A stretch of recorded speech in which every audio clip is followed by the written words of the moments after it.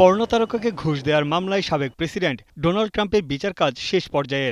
মামলার যুক্তিতর্ক শেষ, রায় আসতে পারে যে কোনো সময়। হাঁসমানি মামলায় ৬ সপ্তাহ ধরে সাক্ষ্য দেন ২২ জন। পরে ট্রাম্পের আইনজীবী ও কৌশলীদের প্রায় ১১ ঘণ্টার যুক্তিতর্ক শোনে আদালত। বিচারকের নির্দেশনা মতো সুচিন্তিত আলোচনার পর ট্রাম্প দোষী নাকি নির্দোষ সে বিষয়ে চূড়ান্ত সিদ্ধান্ত জানাবেন ১২ সদস্যের জুরি বোর্ড। রায়ের ব্যাপারে জুরিদের সিদ্ধান্ত সর্বসম্মতভাবে গৃহীত হবে।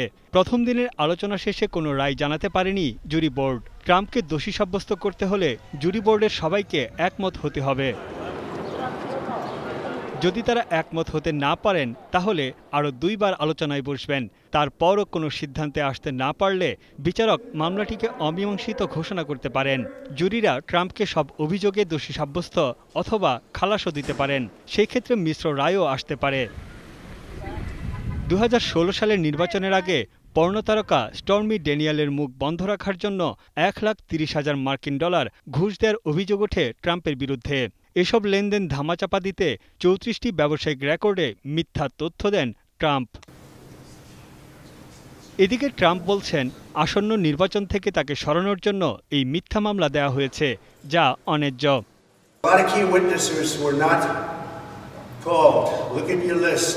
Look at the players, and you know who I'm talking about. You can take 5 or 6 of them.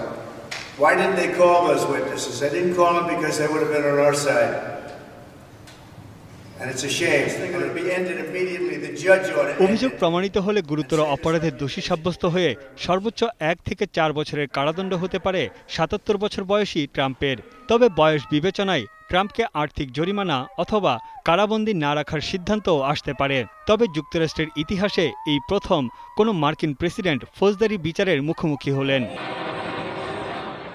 সাবেক এই মার্কিন প্রেসিডেন্টের বিরুদ্ধে আরও কয়েকটি ফৌজদারি মামলা চলমান, যার মধ্যে উল্লেখযোগ্য নির্বাচনে হস্তক্ষেপ এবং ৬ জানুয়ারি ক্যাপিটল হিলের দাঙ্গা।